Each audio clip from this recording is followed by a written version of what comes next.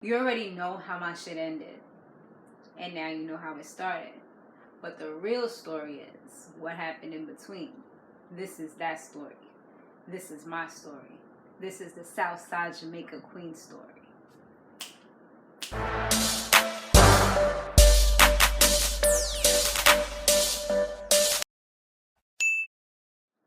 Hey, what's up? What's going on, y'all? So we are back, y'all. We are back for the new edition of the Power.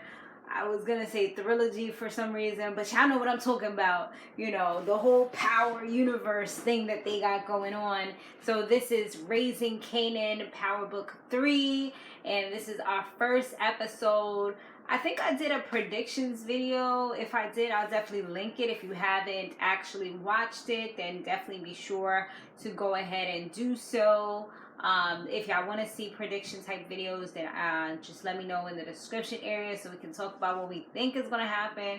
Not necessarily like a proven fact, because I don't like spoilers, but I do like to kind of, you know, say what I think may happen or how I think something's gonna go, even though it could be completely different, you know what I mean?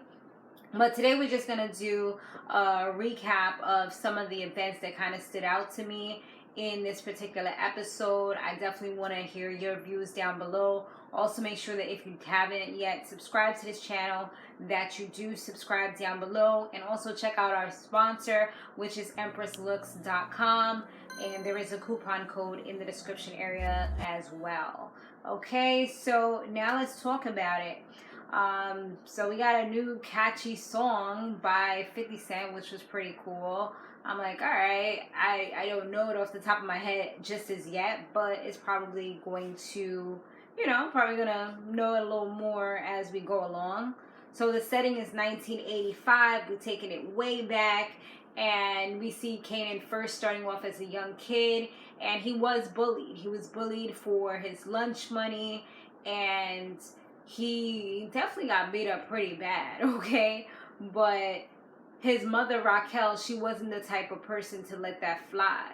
She did have a boyfriend that he liked at the time. His name was Post, and he said he liked him. He was cool, and he was also the person who ended up getting his mother into the game. So that's kind of like how she became the person that she was throughout the season or throughout the episode. But I guess him, they both had like a good rapport. Even when he seen that he came home and he was bloody, he was ready to go and talk to him, but the mother went ahead and handled it. They went back to the playground, and she made him bust them boys up. You know what I mean? She was not about to let her son be no punk, so that these people can keep on. You know, once you let people get away with stuff, they won't keep on doing it because they know you're not going to do nothing. You know what I mean? I'm pretty sure them people did not mess with him after, and a lot of the other people ain't mess with him neither because they already knew what time it is and what they can get, you know? So that was kind of like his way to get out of that. It was like, boom. He had a freaking sock with like, I think a rock and some other stuff in there. It was just like, boom. Like, he didn't even have to use his hands. He was just playing dirty. So then we move on to 1992, and that's where now he's in high school. So that's pretty much, from what my understanding, that's how like the whole rest of the season is gonna play out. He's pretty much just gonna be in high school, and he actually seemed like he was a smart kid. Like, he got the opportunity to go to Stuyvesant High School, which was at the time one of the better high schools, where it would be like Caucasian kids. They would be they had like escalators, which I guess was like a big thing, and they had a pool. So it seemed like, you know, it would have been a good look for him. The crazy thing is, his cousin Jukebox, who we know how that story ended, she was real close to him. And she actually did mention later on that she had gotten the opportunity, but I guess her father, which is his uncle, wasn't with it. Like, just kind of like put negative seeds into his ear, and that's why she ended up not going. You know, she did seem a little resentful. And he was like, well, why don't you go now? And she's like, I'm too old, you know? And for him, I feel like his friend kind of planted dirty seeds in his ear as well, because his friend was like, yo, if that was me, I'd just throw the whole exam. Like, just put whatever so I don't have to be in that school. And it definitely gave him the idea, which is exactly what he ended up doing. He put all B's throughout the whole thing, just like whatever happens, happens. Like he wasn't even interested in it anymore. And it probably would have changed his path, might have given him a better opportunity, just because he would have been exposed to a different situation.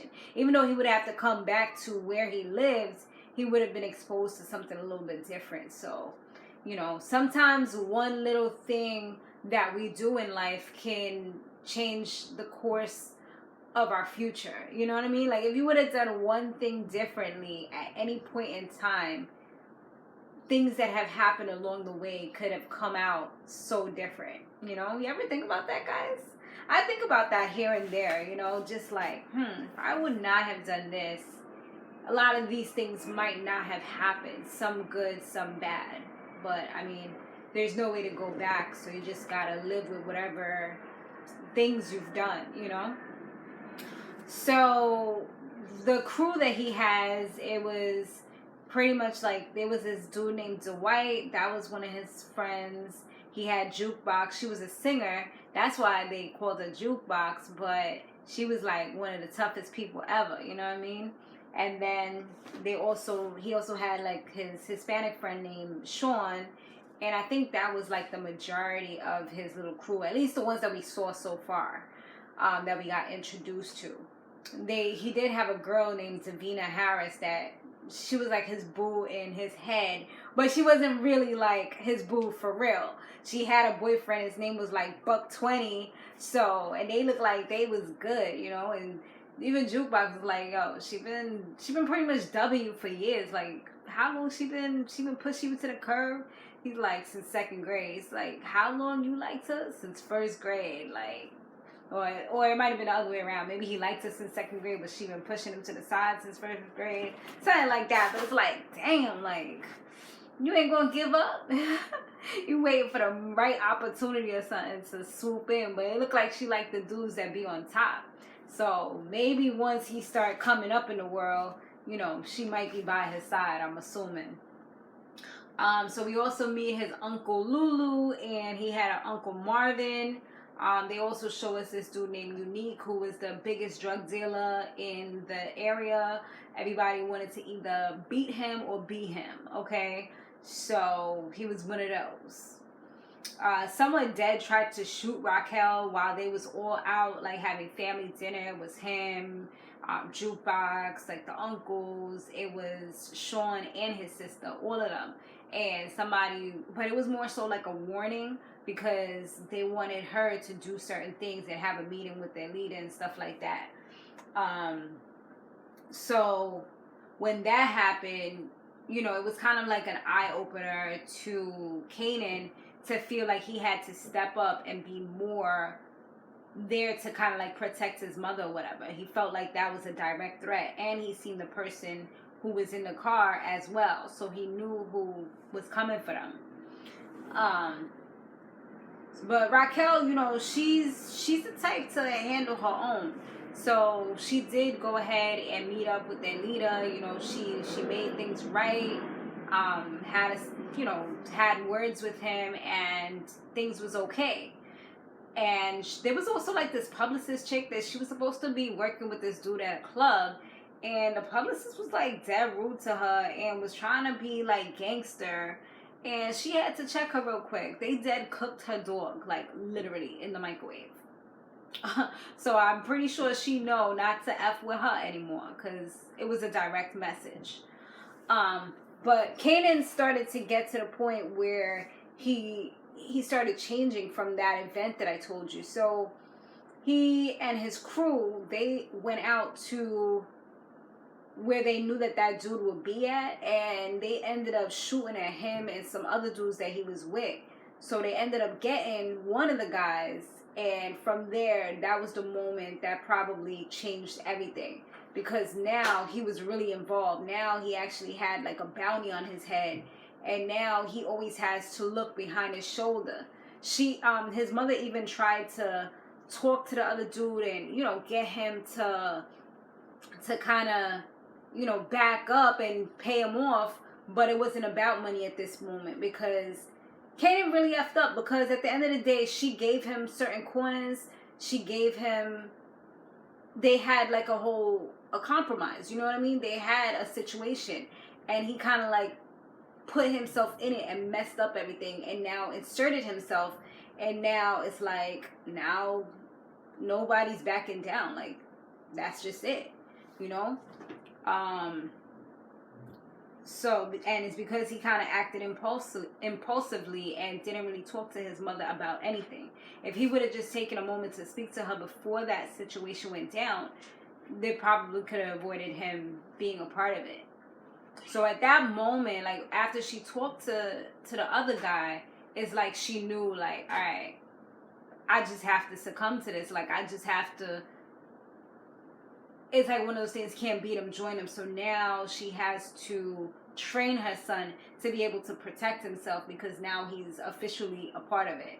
So there's no more trying to shield him, trying to make him be a better man, or trying to put him in a better school. It's like, I just gotta help him defend himself, because there's nothing else. Like, the guy already told her, like, he was born into this. Like, his father was a part of this, so he's automatically a part of this, you know? He even tried to tell her, like, females is not supposed to be in these types of things, because then they get connections to certain things. Like, he's like, even though he has a kid, he will never have the type of connection that she has with her kid, because her kid was in her womb inside of her. You know, that's literally a part of you. So yeah, I mean, that's kind of how it ended at that moment. It's like, now we're going to see everything in between. Now, like I said in the beginning, like, we know how it started. This is the very beginning. We've seen that. We've seen, like, how it ends with his death. But now we're going to see everything in between that led up to him becoming that savage person that he was, that didn't care about his kid. Now we see how, you know, it's kind of like how this dude was talking about, like, they don't care about anything. Like, you can't have certain attachments, connections, because it messes you up when you have a heart. But yeah, y'all, pretty interesting episode. I kind of wish there was more. I was like left like salivating, like, okay, where's the rest? But, you know, I know it's gonna get better. This is more like the very beginning, where we gotta learn about people. This is the part that I hate, like introductions, the very beginning. But it also helps for us to get an understanding. So it's necessary, and understand and know the character names and things like that. So let me know what y'all thought about this episode below, and I'll see you guys on the next one. Laters.